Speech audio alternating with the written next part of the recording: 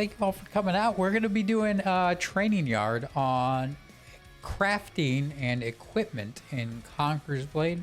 Let's get right into it. So first off, like I said, we're going to do crafting and equipment. We're going to talk about equipment first, and then we're going to get into crafting. So equipment first. When we talk equipment in Conqueror's Blade, we're typically talking about your character, weapon, and armor. You have 4 pieces of armor, and you have your weapon for your warlord. You're going to have multiple ways to obtain these. So first off, to get equipment, there's a few ways. You can buy equipment, whether that be through, say, the smith, or sorry, not the smith, the armorer. You have the option to like just buy standard low tier equipment. The only real reason you would do this is say you unlock a new weapon. So you start with dual blades, let's say, but you want to try short bow, is that you can come to the armor and just buy a short bow real quick just to have something to get going with and then quickly replace it later. You can also buy equipment through the market. So through hitting V, you can enter into the item market or resource market. In the item market, you have the different equipment tiers. You got your weapons, helms, all that. You can classify it by the certain weapons. You want to look at muskets, or you want to look at bows. You can also, based off rarity, legendaries and epics are going to get rather expensive, so it's not usually a good idea early in the game to purchase something that high tier in the market because it's going to cost you a lot. With that being said, you can fill out some slots with some like non-extra affixed, which we'll get into later, simple versions. So like this one's just a simple one. 7,000 is not super expensive for like a one-off item to buy. Other ways to get items other than buying are crafting, which we'll get into a lot of detail later, but you can go to the smith and craft different items. So you can create your weapons and armors through that as well. Another way to get it is rewards. So from doing events in matchmaking, you do have the potential to obtain hero equipment. So whether that be your horse stuff or, like I said, armor, weapons, like we're talking about mainly today. You don't get too many, and a lot of the times you're going to end up getting stuff like, you know, if you're a medium armor wearer, you're going to get a bunch of light and heavy armor as well. So it's not bad early on since so much of it is an improvement gear-wise, but very quickly, rewards is not a way that you're going to typically get those things. Now you can also get stuff through the seasonal store that'll help out with a lot of this. So we're going to get into some of that later, but you have resources in here to help. And also the last way that you can purchase equipment, starting with last season, they added the store, which for this season is Thane, your Northlander store for favor. This does offer sets, full sets of equipment in here as well. These are slight variants of the normal sets that we're going to talk about. These are actually really good sets to get if you can earn enough favor to buy them. And I'm sure they potentially will keep this up on future seasons, I hope. The downside to these is that they, to my knowledge, do not affix. So they're one of those things that's going to be really great to start off with, but down the road you will replace. But it's not bad at all right away to get them if you can earn enough favor. So first off, I have been mentioning what's called affixes. If you do not know, equipment has base stats, which are going to be the ones you see in green, and then you have what's called affixes. So that means that there's slight variants on that equipment that make it better. So as you can see with this Carnifex camisole, it actually has extra health, extra piercing defense, slashing defense, and critical defense. So it's got those extra stats that make it better versus a standard Carnifex camisole. So equipment has a chance to randomly gain bonus stats through affixes. On top of that, not just with the affixes, you also have the different rarities which affect the base stats. So as you can see, this standard epic has 1472 piercing armor penetration, whereas my legendary has 1486. So equipment has a base, and then you have the improved rarities. So you go from your standard white, green, blue, purple, and then orange legendary. And then you also have affixes, so each of those potentially can get another bonus through affixes. So it is possible to have a epic piece that is better than a legendary if you have great affixes and great rolls. So we've covered the affixes and rarities that go with those pieces. Let's talk about sets. So each armor type has various sets. So what a set is let's look at medium armor, for example. You can craft, say, these warrior mail skirt armor, and it's just a basic chest piece, and you have different variations. But then once you get to the Carnifex's camisole, you actually have a set. So the Carnifex's set is 4 pieces, so all 4 slots that you cover. And if you obtain 2 of those pieces and wear them, you get a certain benefit. And if you have all 4 of them equipped, the whole set of equipment, then you get another benefit. And this applies for all the different types. So there's light armor sets, medium, and heavy armor sets. Let's start getting into some more about how to get stuff / crafting itself. So crafting is a huge part of Conqueror's Blade when it comes to your equipment. Very quickly, in essence, all the equipment you use is going to be crafted. And for the most part, you're not going to be using anything from rewards or other means. You're going to be working towards crafting. So to craft, it does require resources. So how will you obtain resources? A lot of the same ways you would get equipment. So you can buy resources. You can buy stuff through the item market that people are selling. So as you can see, you can get like steel plates, a 200 stack for close to 9,000 silver. That's going to get very expensive. So typically you're not going to be buying them until you get really late game when you're trying to craft massive amounts and you actually have funds to be able to afford it. Some other ways to get them are doing your weeklies. So a lot of your weekly quests are going to, especially in the leadership, they're going to reward you with like silver and resources. So a lot of these chests will give you, say, this is a wealth chest, which will give you honor and silver. So like these campaign reward chests, I believe, give you silver and then a bunch of crafting resources. So this is another way is to get resources from actually doing your weeklies.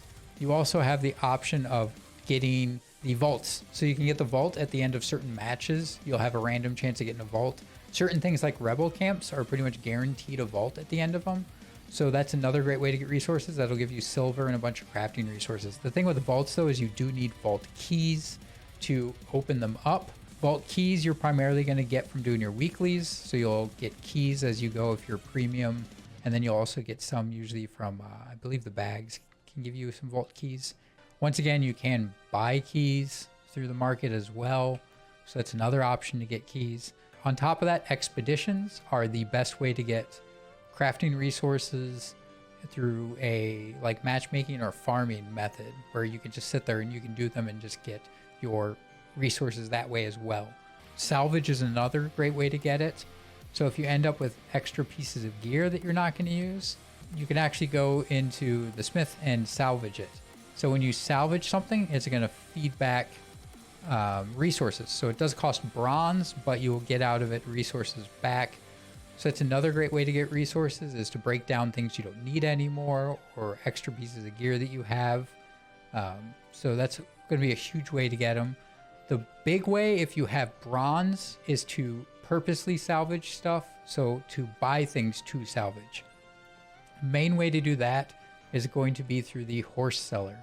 So the horse seller sells the various barding pieces that a horse uses, and you can buy these for fairly cheap on bronze. So a lot of this stuff is, 400, 500, 600 bronze for these standard pieces that are of uncommon rarity, and you can salvage them.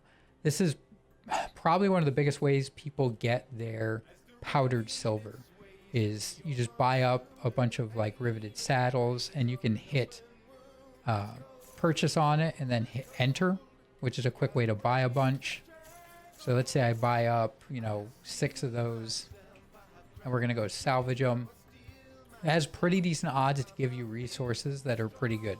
The big one people are farming a lot of the times, you will eventually build up a stockpile of pretty much everything other than like metal rings and powdered silver. Powdered silver is usually your biggest issue. So people will do this a lot to farm up powdered silver. So you just break down, it costs you 1,200 bronze plus like 500 a pop. and then you can just sit there and spam it. This does cost a lot of bronze, so it's not something a new player is typically going to do, unless you really need, say, that one extra piece of powdered silver to craft something and you want to buy a bunch.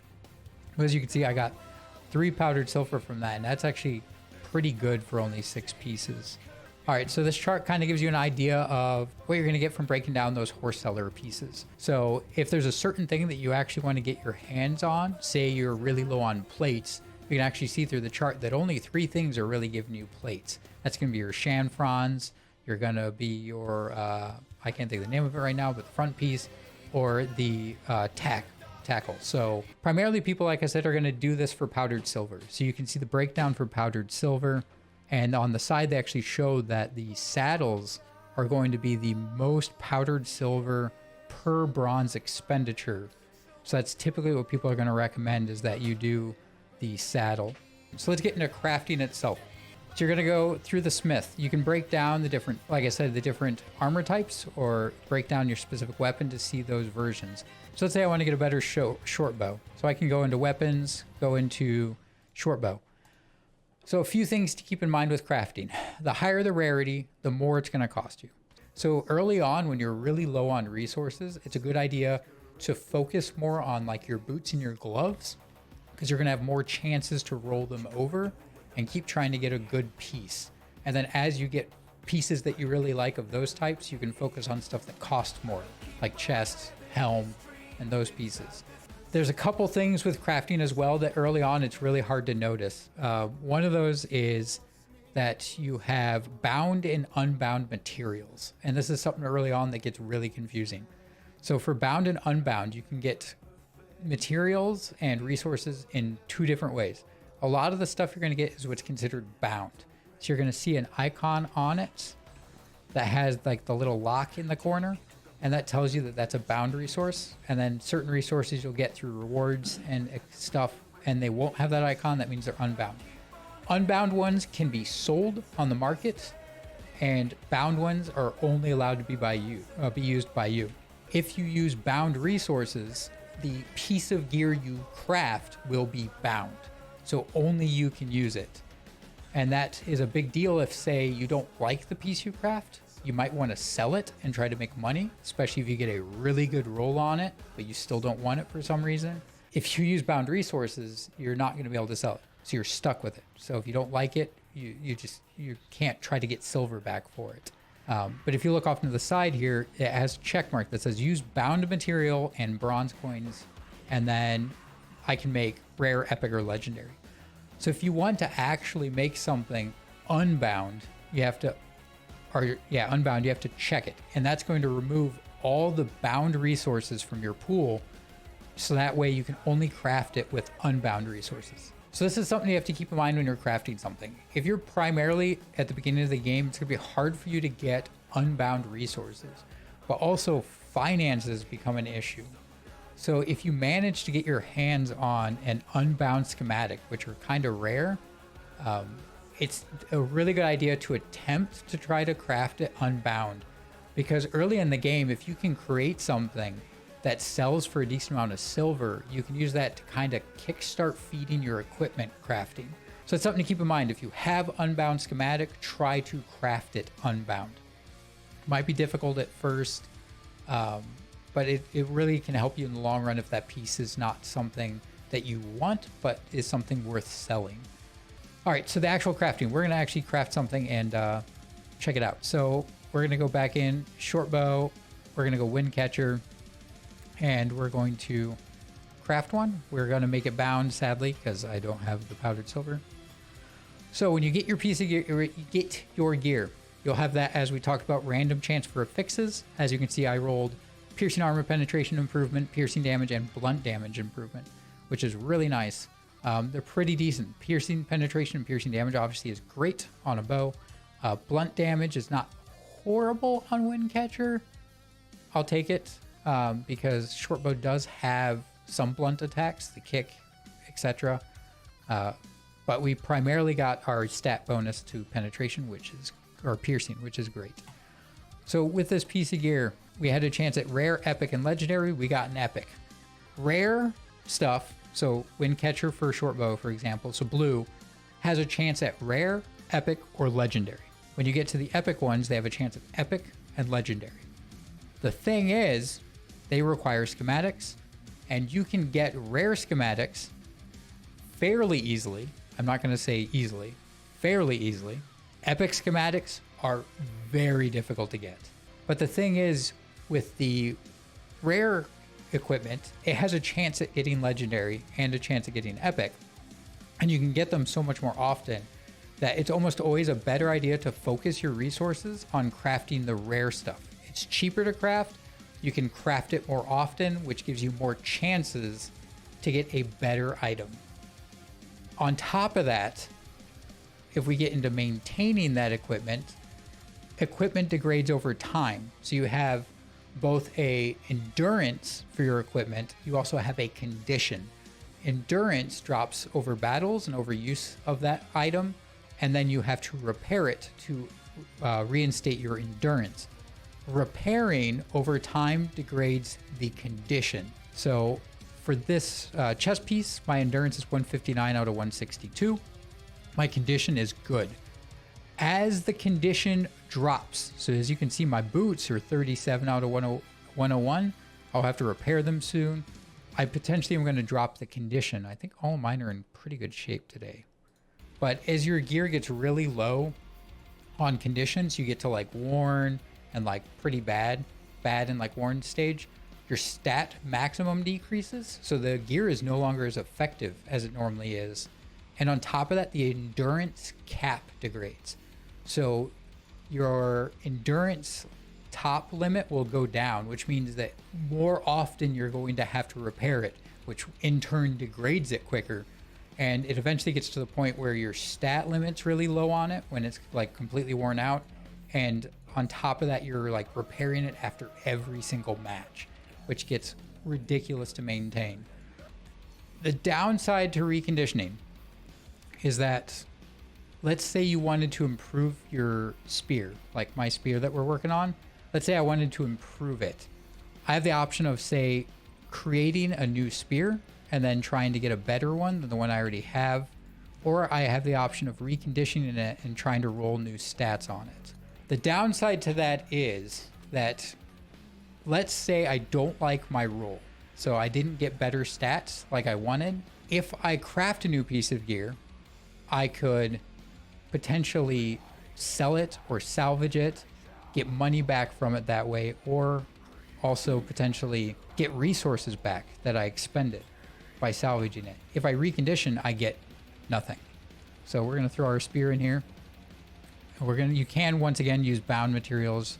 So if you were doing like an unbound piece and you wanted to recondition it, you can, I guess, keep it unbound.